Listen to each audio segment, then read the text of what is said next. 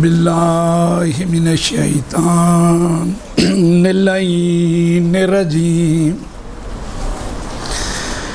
بسم اللہ الرحمن الرحیم الحمدللہ الذی تجلی للقلوب بالعظمت واحتجب عن الابصار بالعزت واقتدر علی الاشیاء بالقدرت والصلاة والسلام علی اشرف الانبیاء والمرسلین حبیب الہنا و طبیب نفوسنا وشفیع ذنوبنا بالقاسم محمد اللهم صل على محمد وآل محمد وأهل بيته الطيبين الطاهرين المعصومين المظلومين ولعنة الله على أعدائهم من يوم عداوتهم إلى قيام يوم الدين أما بعد فقد قال رسول الله صلى الله عليه وآله وسلم صلی علی محمد وآل محمد ان لقتل الحسین حرارۃ فی قلوب المؤمنین لن تبرد ابدا بر محمد و آل محمد صلوات۔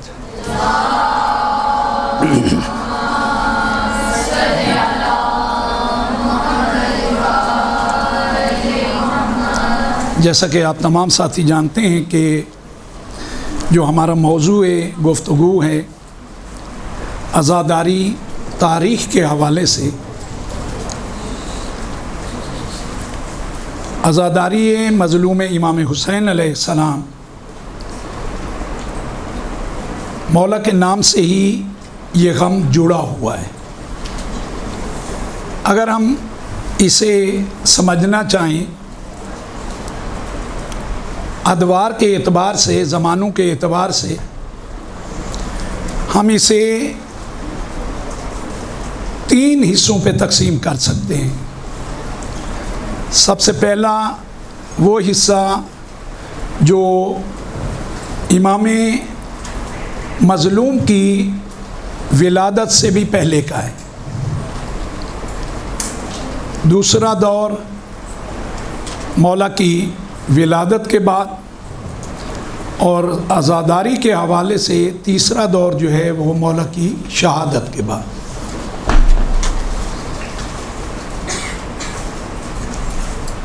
جیسے ہی ہم کہتے ہیں کہ مولا کی ولادت سے پہلے، خود اس عزاداری کی اہمیت یہیں سے واضح ہو جاتی ہے، کیونکہ آپ کی ولادت سے جو پہلے دور ہے، جو عزاداری برپا کرنے والے ہیں وہ معاشرے کے عام افراد نہیں بلکہ انبیاء ہیں۔ مولا کی ولادت سے ہزارہا سال پہلے اس کرۂ ارض پہ مولا کی ان خدمات کو، خدا کی راہ میں اس قربانی کو یاد کیا جاتا رہا۔ آپ جب روایات کا مطالعہ کریں گے تو آپ کو عزاداری کے حوالے سے ایک چیز نہایت ہی واضح طور پہ ملے گی، وہ یہ کہ جناب آدم علی نبینا و آلہ و علیہ السلام جب رب العزت کی بارگاہ میں توبہ کرنا چاہ رہے تھے تو جناب جبرائیل علیہ السلام نے آ کے انہیں کچھ ناموں کی تعلیم دی اور کہا کہ پاک پروردگار سے جب آپ توبہ طلب کریں تو ان ناموں کا واسطہ دیں۔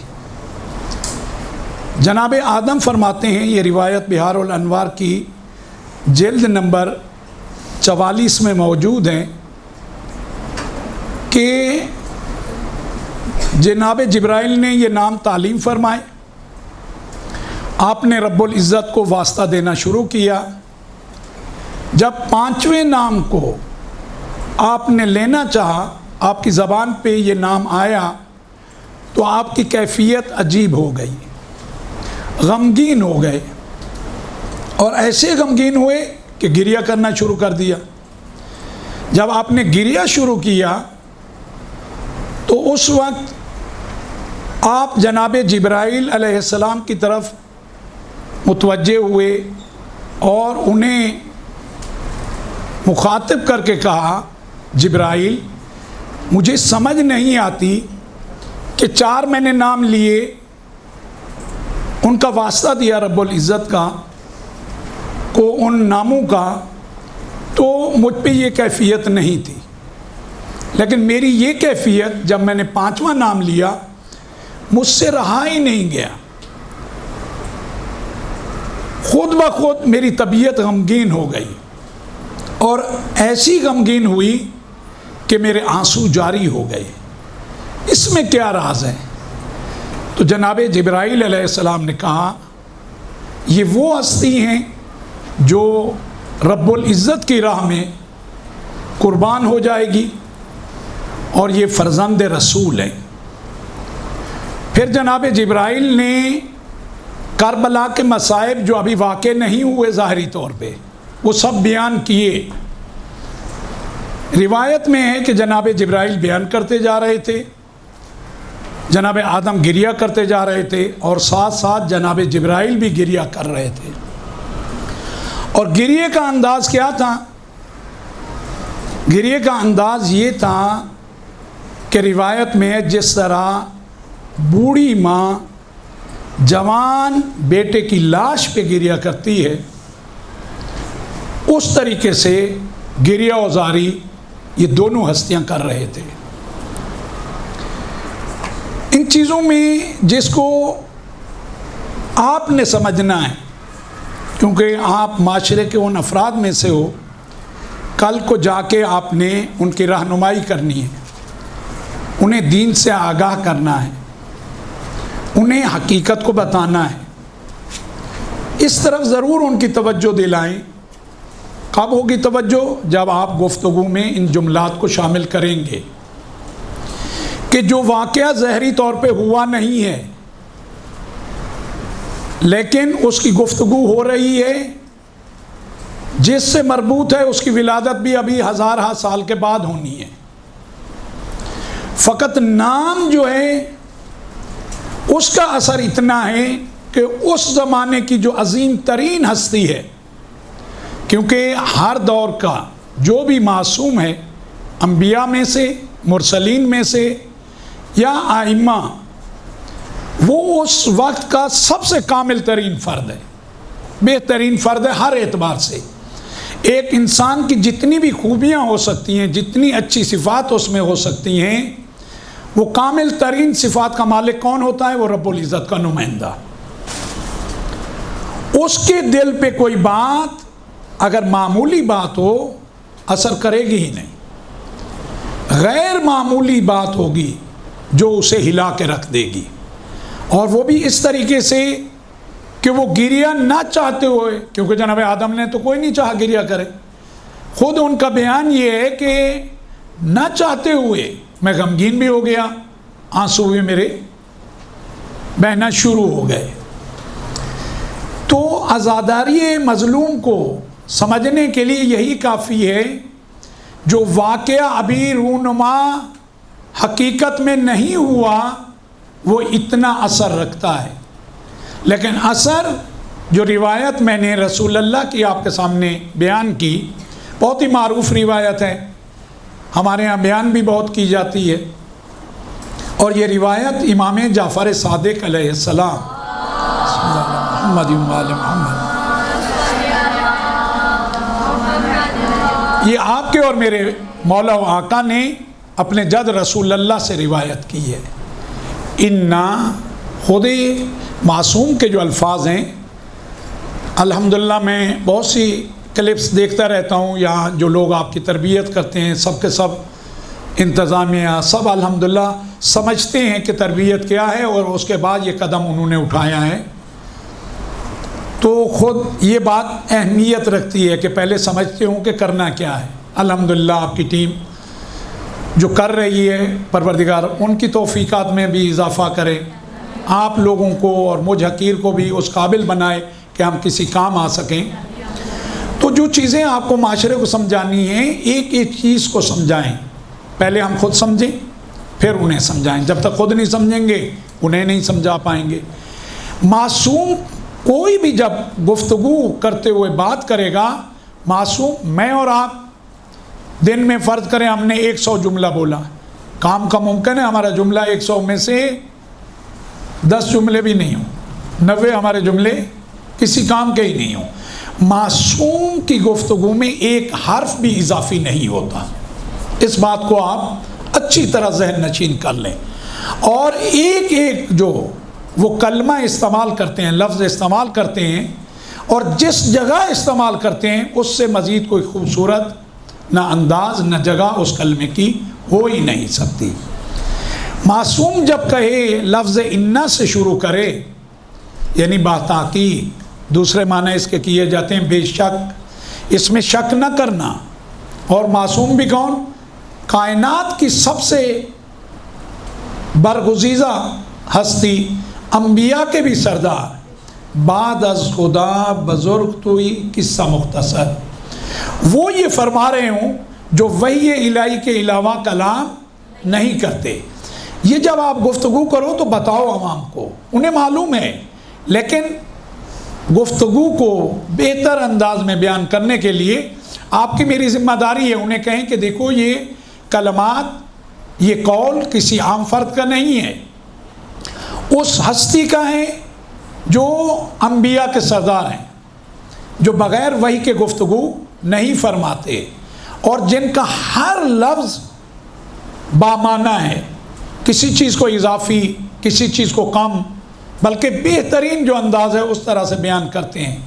وہ شروع کس طرح کر رہے ہیں سرور کائنات؟ انا لقتل الحسین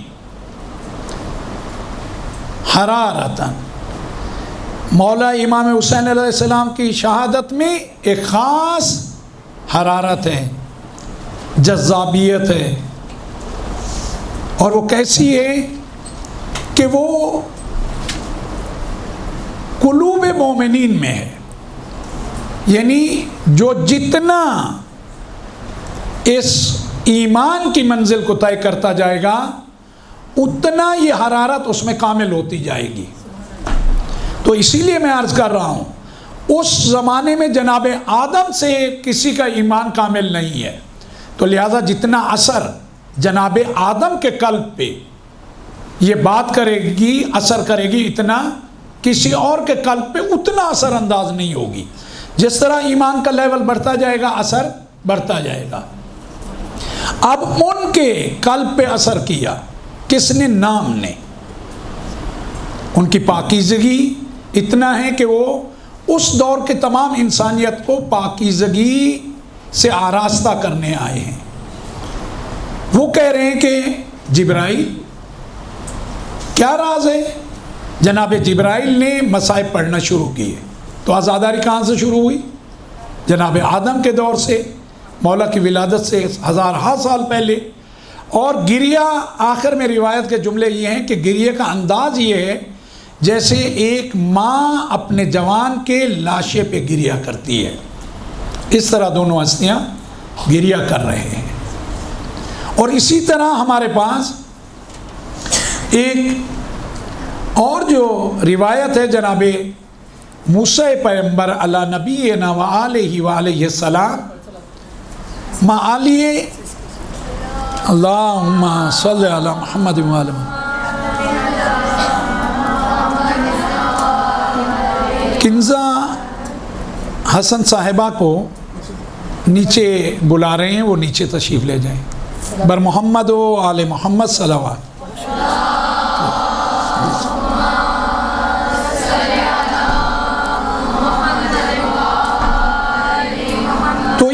اعمالی سبتین کی جلد نمبر 1 صفحہ نمبر 186، اس پہ یہ روایت موجود ہے کہ خود رب العزت جناب موسیٰ کے بارے میں آپ جانتے ہو نا، کیا تھے؟ انبیاء میں سے یہ وہ ہستی ہیں جو پروردگار عالم سے گفتگو کرتے تھے، سب گفتگو کرتے تھے لیکن بیچ میں واسطہ ہوتا تھا۔ انہیں کہا جاتا ہے کلیم اللہ، وہ جو رب العزت سے کلام کرتے تھے۔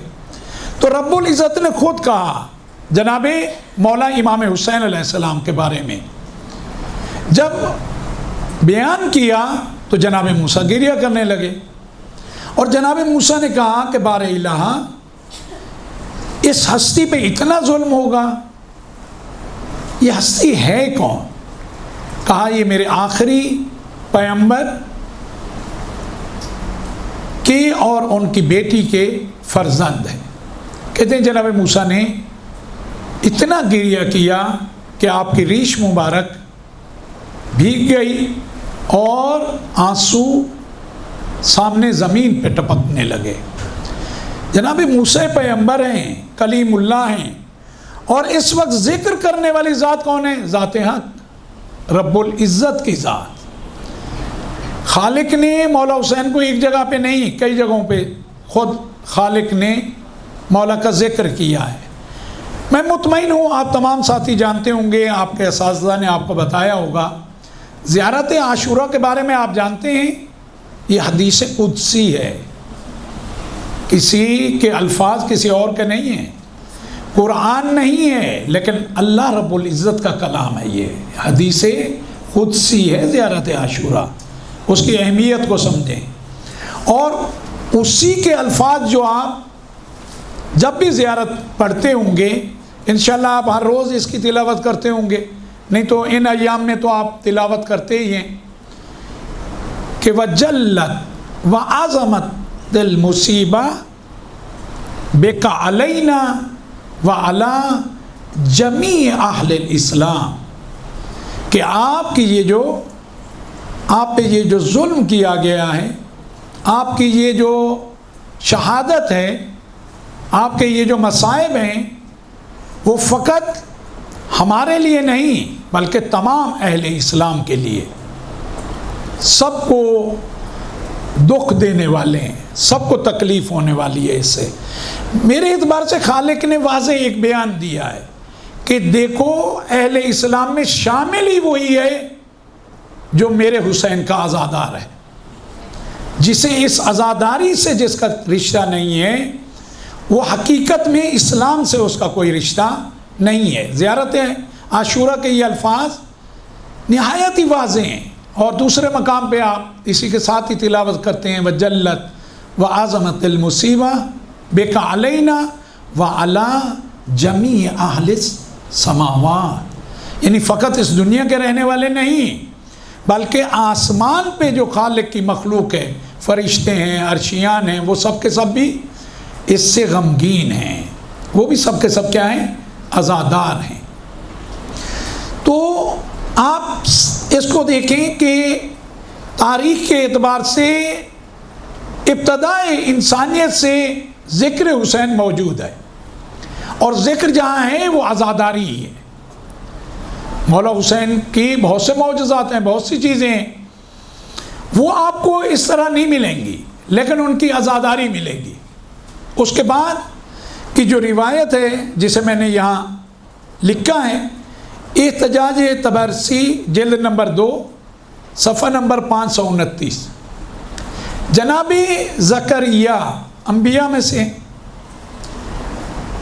جناب جبرائیل نے ان کے سامنے ان 5 جتن پاک کے نام لیے، جب سنے تو انہوں نے بھی اپنی زبان پہ انہیں تکرار کرنا شروع کیا۔ جب مولا حسین کے نام پہ پہنچے گریہ کرنے لگے اور کہنے لگے جبرائیل، جب میں وہ پہلے نام لیتا ہوں تو میری کیفیت کچھ اور ہوتی ہے، میرے جو غم ہیں وہ غم میرے ان کا مداوع ہو جاتا ہے۔ میں رسول اللہ کا نام لیتا ہوں، پیغمبر اکرم کا نام لیتے تھے، تو رحمت للعالمین نے کہا کہ وہ میرا جو غم اگر زندگی میں کوئی ہے تو کم ہو جاتا ہے۔ مولا علی کا نام لیتے ہیں، غم کم ہو جاتا ہے. جناب فاطمۃ الزہرا سلام اللہ علیہا، اللہم صلی علی محمد،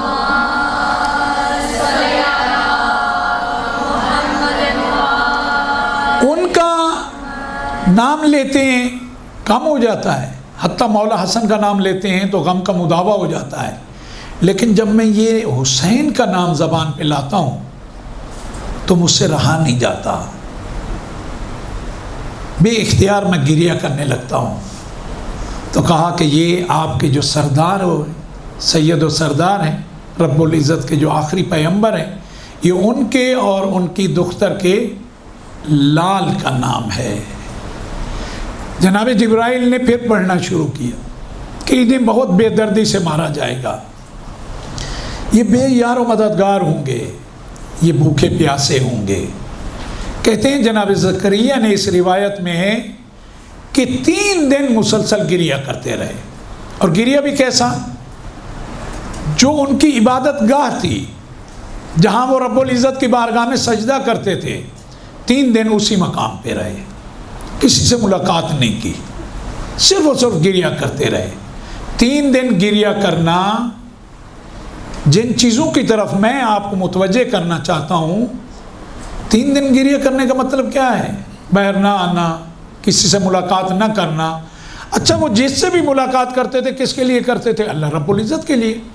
ان کا تو ہر ثانیہ خالق کے حکم کے مطابق تھا. کسی سے ملاقات کرنا، خالق کا پیغام دینا، تبلیغ کرنا، رب العزت کی طرف بلانا، وہ سب عبادت تھی اور ان کی ذمہ داری بھی وہی تھی. لیکن آیا وہ اپنی ذمہ داریوں کو چھوڑ کے اس کام کو انجام دے رہے تھے؟ نہیں. خالق کی مرضی کے علاوہ انبیاء کوئی کام نہیں کرتے. تو اس کا مقصد ہے جب یہ سنا خالق کی مرضی یہی تھی اور یہ عزاداری ایسی تھی کہ جناب زکریا کو اس وقت لگا کہ تمام کاموں پہ اس کی اہمیت زیادہ ہے. اور 3 دن 3 راتیں مسلسل عبادت گاہ میں رہے، کسی سے کوئی ملاقات نہیں کی اور گریہ کرتے رہے. گریہ کہاں اتنا بڑھ گیا کہ آپ کی ریش مبارک کا تو کئی جگہوں پہ ہے کہ وہ بھیگ گئی. کہا کہ حتیٰ آپ کا جو سینہ اطہر تھا اس پہ بھی آپ کے آنسو گرنے لگے. تو جتنا معرفت ہوگی اتنا گریہ ہوگا. اچھا، یہ جو میں کہہ رہا ہوں جتنا معرفت اور جتنا محبت، اس کو اگر آپ دیکھنا چاہیں، کبھی کسی کا کوئی عزیز ترین دنیا سے گیا ہو، جتنا وہ گریہ کرے گا ہمسائے اتنا گریہ نہیں کریں گے. جتنا وہ گریہ کرے گا دوست اتنا گریہ نہیں کریں گے. کیوں؟ کیونکہ ان کا جتنا رشتہ ہے اتنا کسی اور کا نہیں ہے. اور اسی طرح مولا حسین کا جتنا انبیاء سے رشتہ ہے تو وہ سمجھتے ہیں، ان کو معرفت ہے، انہوں نے اس طریقے سے گریہ کیا ہے. اور اس کے ساتھ ساتھ جناب عیسیٰ کے بارے میں بھی بہار الانوار سے جو روایت ہے وہ مولا کائنات سے ہے. امیر المومنین علی ابن ابی طالب علیہ السلام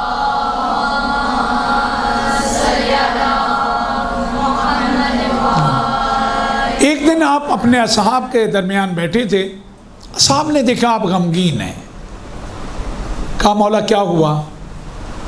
کہا مجھے آج جناب عیسیٰ کا رونا یاد آ رہا ہے. کہا جناب عیسیٰ کا رونا؟ کہا میرے فرزند پہ رونا. کہا جناب عیسیٰ اپنے حواریوں کے ساتھ، یعنی اپنے ساتھیوں کے ساتھ، اپنے اصحاب کے ساتھ نینوا سے ان کا گزر ہوا. نینوا کربلا کا ایک نام ہے، آپ سب جانتے ہو. وہاں سے جب گزر ہوا تو جناب عیسیٰ کربلا کی زمین پہ بیٹھے اور گریہ شروع کر دیا. اتنا گریہ کیا کہ حواری ان کو دیکھ کے ان کے اصحاب بھی رونے لگے. لیکن انہوں نے سوال کیا کہ اے اللہ کے نبی، اے اللہ کے برگزیدہ، آپ اتنا گریہ کیوں کر رہے ہیں؟ تو جناب عیسیٰ نے کہا اس سرزمین پہ میرے بعد جو خدا کے آخری نبی اور ہمارے سید و سردار آنے والے ہیں وہ اور ان کی بیٹی فاطمہ کا فرزند مظلومانہ طریقے سے اس سرزمین پہ انہیں شہید کیا جائے گا۔ اب میں آپ ساتھیوں کو جو کہنا چاہ رہا ہوں وہ یہ کہ وہ ان منظر کو دیکھ رہے تھے، تو اس کا مقصد ہے یہ جو واقعہ ہے نا، یہ عام واقعات کی طرح نہیں ہے۔ جو واقعہ ابھی رونما نہیں ہوا اس کو دیکھنا آپ کا اور میرا کام نہیں ہے، اور ہمارا عقیدہ و ایمان ہے کہ یہ سب دیکھ بھی رہے ہیں اور جان بھی رہے ہیں۔ تو اس واقعے کی اصلاً قدرت اور طاقت ہی کچھ اور ہے، جس کو ہم عام افراد کے اذہان سمجھ ہی نہیں سکتے۔ سیدھی سی بات ہے، جو واقعہ ہوا ہی نہیں ہے اس کو انبیاء اس سرزمین سے گزر رہے ہیں، اس واقعے کا اثر ہونے سے پہلے ابھی کربلا کی سرزمین پہ مولا حسین کو شہید نہیں کیا گیا، لیکن اس کربلا، اس زمین کے دامن میں آج بھی غم، اس وقت بھی ہزارہ سال پہلے وہ غم باقی ہے۔ یہ مولا کی ولادت سے پہلے انبیاء سے مربوط ہے یہ عزاداری، اور ان میں سے بہت سی روایات ہیں جو ہمارے باقی جو مکاتب فکر ہیں ان کے پاس بھی موجود ہیں، اور مولا کی ولادت کے بعد کی روایات تو جو ہم بیان کرتے ہیں ہم سے زیادہ ان کی کتابوں میں ہیں۔ سب سے پہلے ولادت کے بعد جو عزادار ہیں وہ سرور کائنات ہیں۔ جب رسول اللہ کو اطلاع ملی کہ رب العزت نے آپ کی صاحبزادی کو اس فرزند سے نوازا ہے، آپ گھر تشریف لے آئے، جناب اسما سے کہا کہ میرے فرزند کو لے آؤ۔ جناب اسما کہتی ہیں کہ میں نے ایک سفید پارچے میں ان کو لیا، رسول اللہ کی خدمت میں لے کے گئی۔ رسول اللہ نے، یعنی یہ رسول اللہ کی ظاہری طور پہ پہلی ملاقات ہے، سیدھے کان میں آذان دی جناب اسما کہتی ہیں، اور الٹے کان میں اقامت کہی۔ اس کے بعد بوسہ لیا، بوسہ لیتے ہوئے کہا میں نے دیکھا رسول اللہ کے چہرے پہ خوشی کے آثار ہیں۔ تو یقیناً میں نے کہا کہ ایسے موقع پہ انسان خوش ہوتا ہے۔ کچھ ہی لمحوں میں نے دیکھا کہ آنسو جاری ہیں۔ میں نے تعجب کیا اور میں نے کہا یا رسول اللہ، میرے ماں باپ آپ پہ قربان، خوشی کا موقع ہے، آپ کا خوش ہونا تو بنتا ہے، اور گریہ وہ بھی اس انداز سے، یعنی گریہ بظاہر ایسا تھا کہ آپ کے لیے تعجب آور تھا۔ کہا گریہ وہ بھی اس انداز سے؟ کہا اسما میں تمہیں کیا بتاؤں، اب جب میں نے پیار کیا اور وہ مسکراہٹ تو میرے چہرے پہ اور میرے لبوں پہ تھی، جبرائیل نے آ کے مجھے خبر دی کہ آپ کے اس فرزند کو بہت ہی بے دردی سے آپ کی امت مارے گی، 3 دن کا بھوکا اور پیاسا مارے گی۔ کہا وہ سن کے مجھ سے برداشت نہیں ہوا، گریہ کرتے رہے، جناب جبرائیل نے جو کہا جناب اسما کو بیان کرتے رہے، اور آخر میں پتہ ہے کیا کہا؟ کہا اسما میری بیٹی فاطمہ کو خبر نہ دینا۔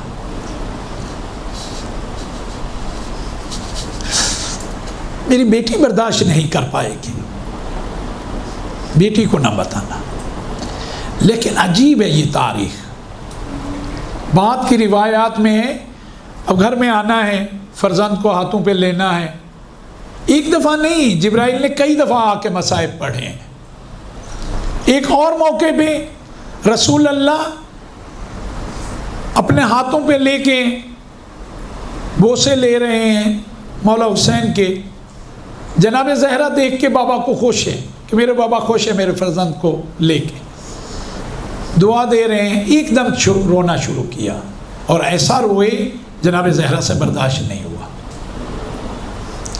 کہا بابا رونے کی کیا وجہ ہے؟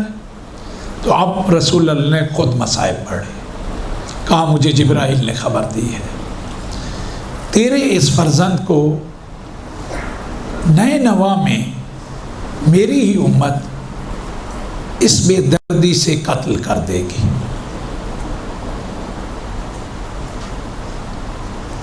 مولا کائنات کا گریہ کرنا، مولا کائنات ابن عباس سے روایت ہے کہ ابن عباس کہتا ہے کہ جب ہم صفین کے معرکے سے پلٹ رہے تھے، جنگ صفین سے جب پلٹ رہے تھے، ہم جب اس کربلا کی سرزمین پہ پہنچے تو میں نے دیکھا کہ مولا نے پڑاؤ ڈالنے کو کہا، لشکر کو روک دیا گیا، سواریوں سے ہم نیچے آئے، لیکن میں نے دیکھا مولا بہت غمگین ہے، گریہ کر رہے ہیں۔ ابن عباس کہتا ہے میں نے کہا مولا گریہ کی وجہ؟ کہا ابن عباس جو معرفت اس زمین کے بارے میں مجھے ہے، اگر تمہیں ہوتی تو تم بھی ضرور گریہ کرتے۔ میں نے کہا مولا ایسی کون سی بات ہے؟ ابن عباس کہتے ہیں کہ مولا نے مجھے کہا میرے فرزند حسین کو اس سرزمین پہ مارا جائے گا۔ پھر مولا نے ان واقعات کو بیان کرنا شروع کیا۔ ابن عباس کہتے ہیں مجھ سے رہا نہ گیا، میں نے بھی مولا کے ساتھ گریہ کیا، لیکن مولا کے جو آخری جملے ہیں وہ عجیب ہیں۔ کہا روتے روتے آخر میں مولا نے کہا وائے ہو تم پر ابو سفیان، تمہیں مجھ سے کیا؟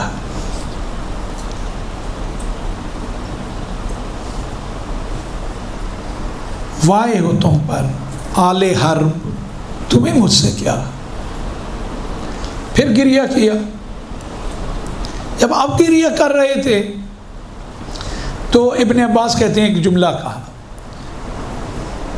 کہا یا ابا عبداللہ، یعنی مولا حسین کو مخاطب کر رہے ہیں صفین میں روک کے۔ مولا حسین اس وقت ابھی یہ واقعہ ظاہری طور پہ واقع نہیں ہوا، کہا کہ یا ابا عبداللہ صبر کرنا، تم پہ جو مظالم ہوں ان پہ صبر کرنا، تمہارے بابا پہ بھی اسی طرح کے ظلم ڈھائے جائیں گے، اور یہی آل شیطان اور آل کفر یہ کرے گی۔ جناب زہرا سلام اللہ علیہ فرماتی ہیں کہ ایک دن میں بیٹھی تھی، بابا نے مجھے میری فرزند حسین کی شہادت کی خبر دی۔ آپ جب تاریخ کو دیکھو گے اس میں بھی آپ کو کئی بار یہ واقعات ملیں گے، روایات میں ایک نہیں متعدد آپ کو بار یہ واقعات ملیں گے، ایک دفعہ نہیں کئی دفعہ رسول اللہ نے خود مصائب پڑھے ہیں۔ پڑھنے والے رسول اللہ ہیں، گریہ کرنے والی جناب زہرا کی ذات ہیں، وہ جن کا کوئی لمحہ عبادت کے بغیر ہوتا نہیں ہے، خدا کے حکم کے بغیر گزرتا نہیں ہے۔ یہ گریہ کبھی بھی انہوں نے، میرا ایمان ہے، اپنی ذات کے لیے نہیں رب العزت کے حکم سے کیا ہے، کیونکہ ان کا انداز یہی ہے، وہ اپنی ذات کو خدا کی راہ میں قربان کرنے والے ہیں۔ تو بی بی کہتی ہیں کہ میرے بابا نے وہ سارے مصائب بیان کیے اور کہا زہرا تمہیں معلوم ہے کہ یہ واقعہ کب رونما ہوگا؟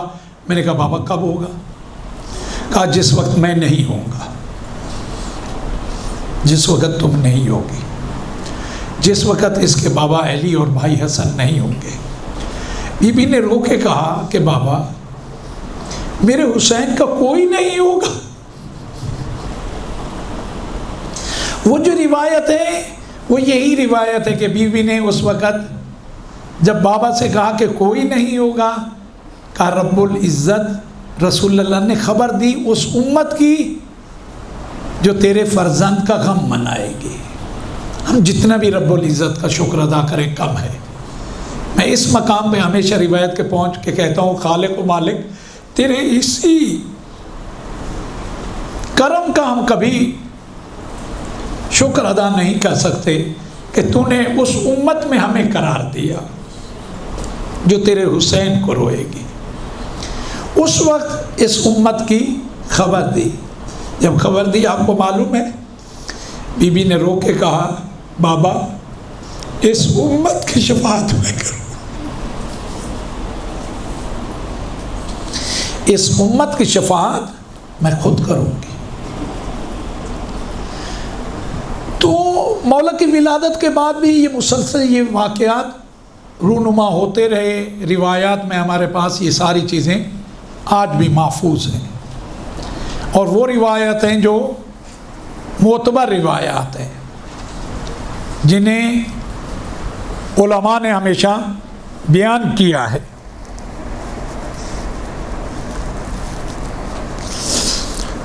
آپ دیکھیں کہ ولادت کے بعد یہ واقعات اس طریقے سے رونما ہوئے اور ہم تک روایات کی صورت میں اس طرح پہنچے۔ اب تیسرا مرحلہ جو ہے، تیسرا دور جو ہے مولا کی شہادت کے بعد، اس عزاداری کے بارے میں کوئی بیان ہی کیا کر سکتا ہے؟ ابھی تک یہ تھا کہ ایسا ہونا ہے، اس میں گریا تھا، اب وہ ہو چکا تھا۔ اب پڑھنے والے کون ہیں؟ عزاداری منانے والے کون ہیں؟ اہل حرم ہیں۔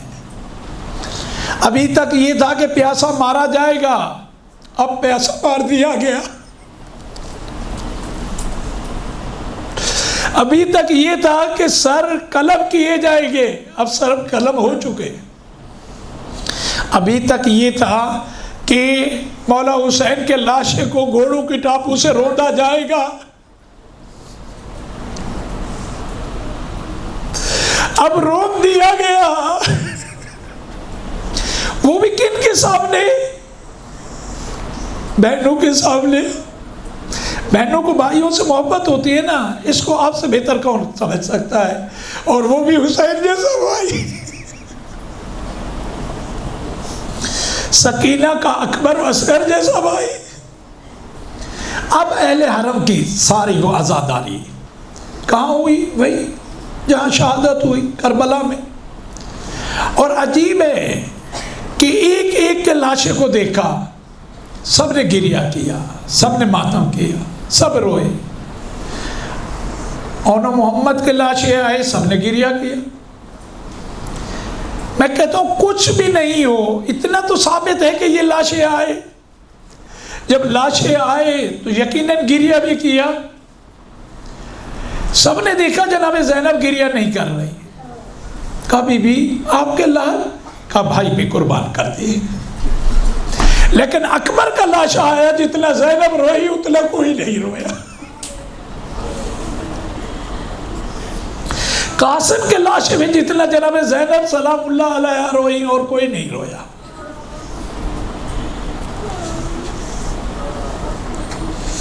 رو کے کہتی تھی اونو محمد میرے فرزند تھے، یہ میرے لالا رسول اللہ کے، یہ میرے ماں جاہے کے فرزند تھے۔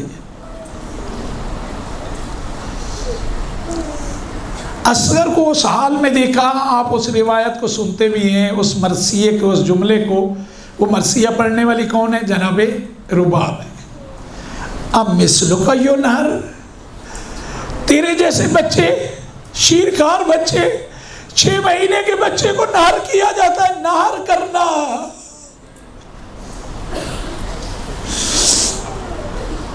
مصائب پڑھنے والی یہ بیویاں ہیں، سننے والی بھی بیویاں ہیں، عزاداری کرنے والی بھی بیویاں ہیں۔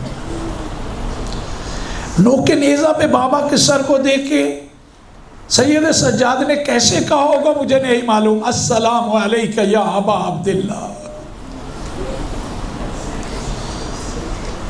پھر اسی کے بعد اگلے ہی دن جب اہل بیت اطہار کو، اہل حرم کو کوفہ کی طرف کہا قیدی بنا کے لے چلیں، تو ظلم یہ کیا، کہا ان لاشوں کے قریب سے گزارو۔ وہاں کی جو معتبر ترین روایت وہ یہی ہے، جناب زینب نے اپنے آپ کو اس سواری سے گرا دیا۔ جب گرایا تو ہاتھ تو پشت گردن بندھے ہوئے تھے۔ میں اس موقع پہ ہمیشہ جناب عباس کو کہتا ہوں، آپ بلندی سے گرے تھے، آپ کے شانے کٹ چکے تھے، سر میں گرز لگ چکا تھا، آپ منہ کے بل گرے تھے۔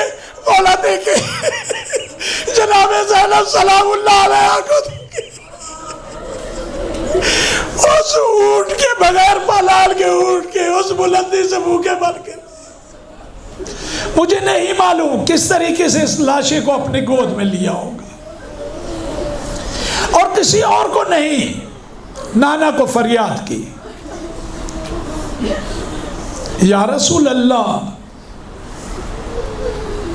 یہ آپ کا فرزند، آپ نے کہا صلی اللہ علیہ، آپ پہ درود و سلام ہو، یہ آپ کا حسین ہے، یہ آپ کے دوش کا سوار ہے؟ نانا دیکھیے میرا بھائی خون میں لت پت ہے، میرے بھائی کے لاشیں کے ٹکڑے ہو چکے ہیں، دائی کی پسلیاں بائیں بھائی کی دائیں آ چکی ہے، یہ وہی حسین ہے۔ اور یہاں بی بی نے سب کو پرسہ دیا ہے، نانا رسول اللہ کو کہا بابا علی یہ آپ کا حسین ہے، 3 دن کا بھوکا پیاسا مارا گیا ہے اور آپ کے بغض میں اسے شہید کیا ہے۔ پھر ماں فاطمہ کو متوجہ ہو کے کہا ماں اسے چکیاں پیس کے آپ نے پالا ہے جو ریت اور خون میں اس وقت اٹا ہوا ہے۔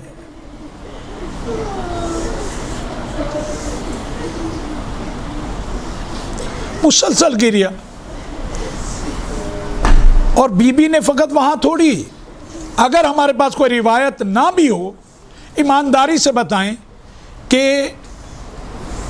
اہل بیت اطہار کو اسیر بنا کے جایا جا رہا ہو، خود بی بی نے کہا یا رسول اللہ آپ کی نسل کو کاٹ دیا گیا اور آپ کی بیٹیوں کو اس وقت اسیر بنا کے لے جایا جا رہا ہے، کسی اور کے الفاظ نہیں ہیں۔ جناب زینب سلام اللہ علیہ کے الفاظ ہیں، کوئی اور اس وقت مصائب نہیں پڑھ رہا، جناب زینب پڑھ رہی ہیں، اور مخاطب کسے کر رہی ہیں؟ رسول اللہ کو، مولا کائنات کو، اپنی ماں فاطمہ الزہرا کو۔ اور یہ جملے کہ دیکھیں خون میں لت پت ہے میرا بھائی، مجھے یہ بتائیں اگر کوئی بھی روایت نہ ہو، اتنا تو ہمیں اطمینان ہے، کب جب یہ سر نوک نیزہ پہ لے کے جائے جا رہے ہوں اور عزیز ساتھ ہوں، جس کی بھی نظر ان سروں پہ پڑتی ہوگی، سکینہ جب اصغر کے سر کو دیکھتی ہوگی، میں کہتا ہوں اس کے لیے فرض کریں اگر ہمارے پاس روایت نہ ہو، اتنا تو ہمارا ایمان ہے کہ گریہ ہی کرتے ہوں گے۔ ہم شکل پیغمبر جناب علی اکبر کا جب چہرہ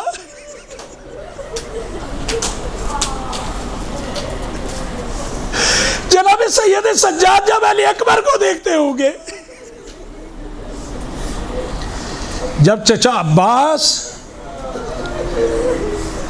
کے سر کو دیکھا ہوگا کہ نوک کے نیزہ پہ رکتا نہیں ہے، اتنی بار گرا کہ شمر ملعون نے مقاتل میں ہے کہ اس سر کو رسی سے باندھ کے اپنی سواری کے گلے میں ڈال،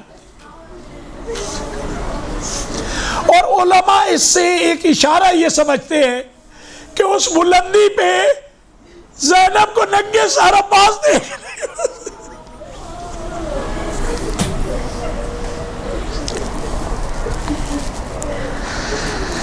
یہ عزاداری مسلسل برپا رہی ہے۔ کوفہ کے دربار میں پہنچے ہیں، کوفہ میں پہنچنے سے پہلے گریہ کیا ہے،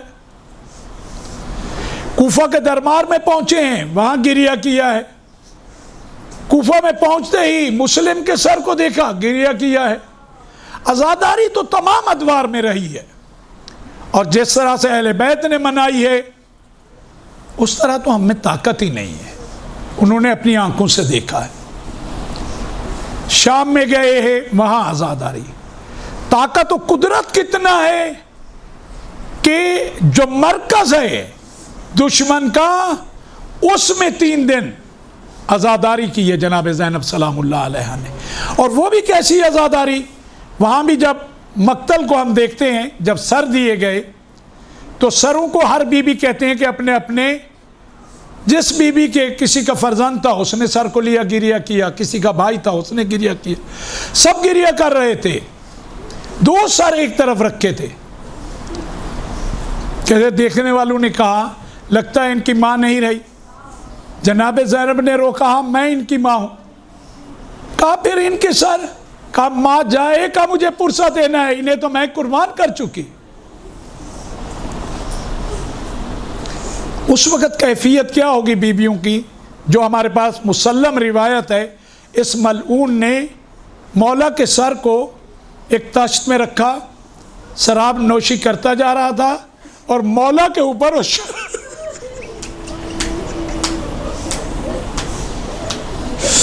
اس سے بڑھ کے مصائب کیا ہوں گے اہل بیت اطہار کے لیے، اہل حرم کے لیے؟ اور چوبے خیزران لے کے مولا کے ہونٹوں کو زخمی کر رہا ہے۔ ایک صحابی نے کہا میں نے رسول اللہ کو ان ہونٹوں میں بوسے لیتے ہوئے دیکھا۔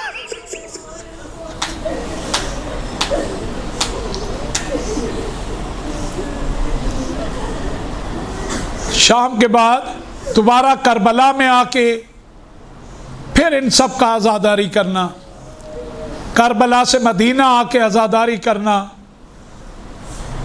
اور اس کے بعد مولا سجاد کا مسلسل عزاداری کرنا۔ کھانا لایا جاتا ہے، گریہ کرتے ہیں میرے بابا، میرے بھائی، ہمارے اصحاب کو بھوکا و پیاسا مار دیا گیا۔ بازار میں جاتے ہیں، کسی مسافر کو دیکھتے ہیں اور عجیب سوال کرتے ہیں، کہتے ہیں کہ لگتے ہیں تم یہاں مسافر ہو۔ کہاں مسافر ہو؟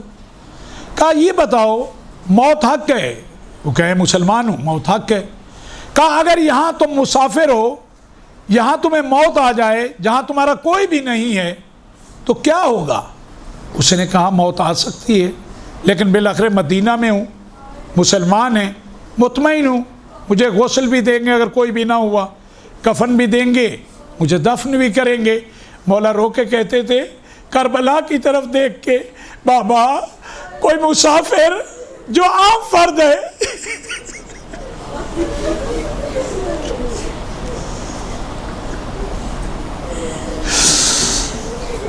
پھر گریہ کرتے تھے۔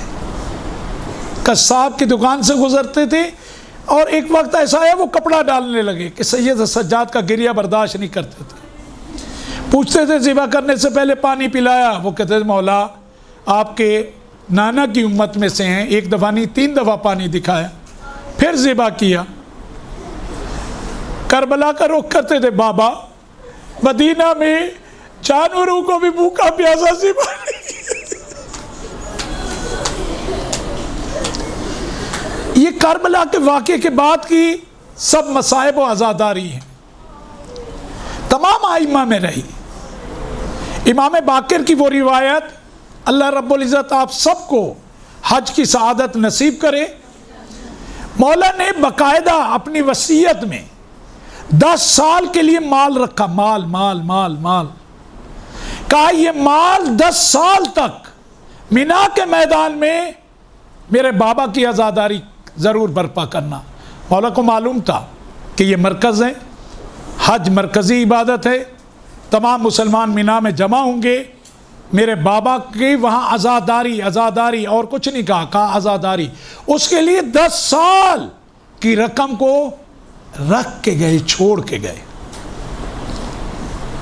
یہی آپ کے اور میرے مولا و آقا ہے، انہوں نے تو کربلا اپنی آنکھوں سے دیکھی نا۔ امام باقر علیہ السلام نے 4 سال کا سن ہے اس وقت۔ کمید اسدی شاعر ہے اس دور کا، اسے بلایا کرتے تھے، اسے کہتے تھے کہ مولا حسین کے لیے مرثیہ کہو، وہ مرثیہ پڑھتا، مولا گریہ کرتے تھے اور اسے اپنے ہاتھوں سے نظر و نیاز دیا کرتے تھے۔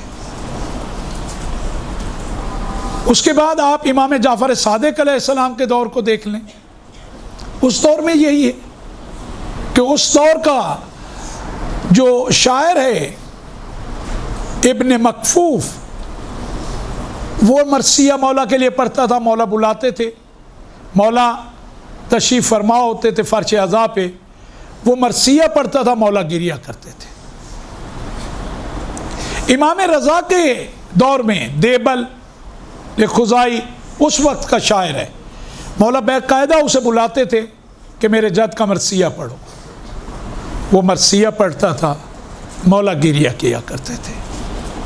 تمام ادوار میں یہ رہا، حتیٰ امام زمانہ آج بھی پردہ غیبت میں اپنے جد کو کریا کرتے ہیں زیارت نائیہ میں، آپ نے دیکھا ہے یہ مولا کا فرمانا کہ اتنا گریہ کروں کہ خون آنسوں کی بجائے خون بہاؤں تو کم ہے، یہ مولا کا گریہ۔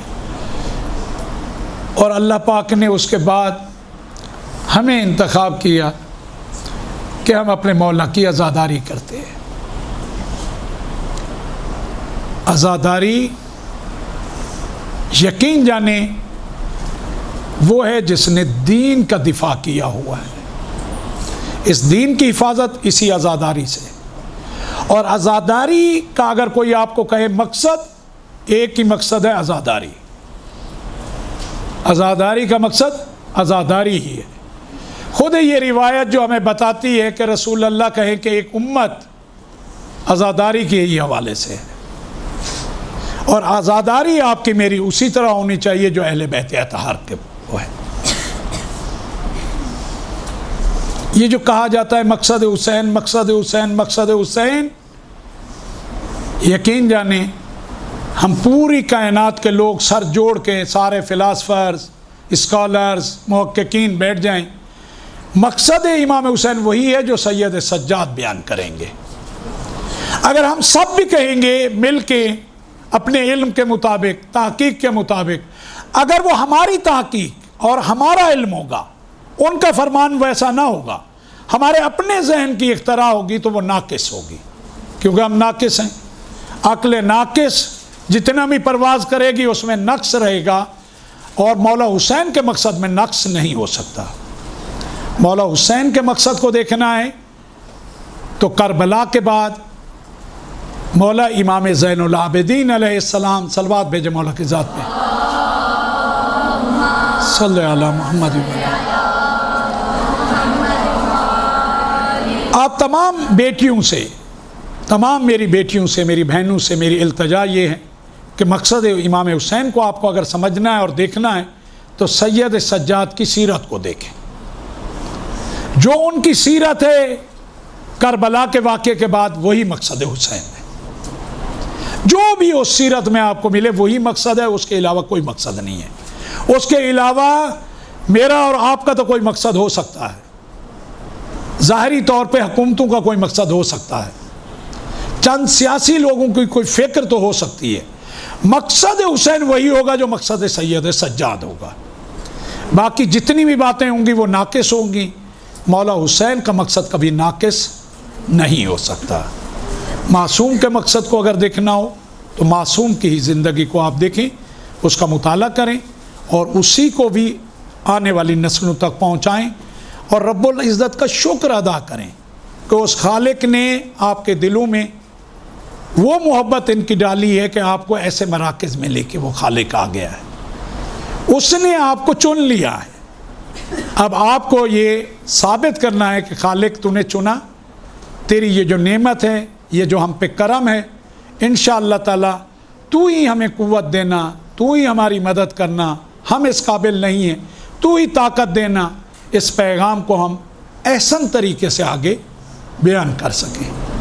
میری دعا ہے، مل کے ہم سب دعا کرتے ہیں، بار الہ تجھے واسطہ ہے محمد و آل محمد کا، کربلا والوں کی مظلومیت کا، بار الہ جیسا تو چاہتا ہے ویسے ہمیں سیکھنے، سمجھنے اور اسی طرح بیان کرنے کی طاقت عنایت فرما، شر شیطان اور اشرار کے شر سے محفوظ فرما۔ بار الہ جن چیزوں کو ہمیں سمجھنے کی طاقت نہیں ہے اور وہ ہمیں کہیں گمراہی کی طرف لے جانے والی ہیں، ہمیں ان سے دور فرما۔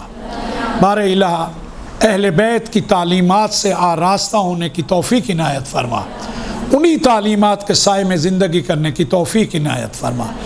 زندگی میں کسی بھی کام کو انجام دینے سے پہلے اس کے نتیجے کی طرف سوچنے اور فکر کرنے کی توفیق عنایت فرما۔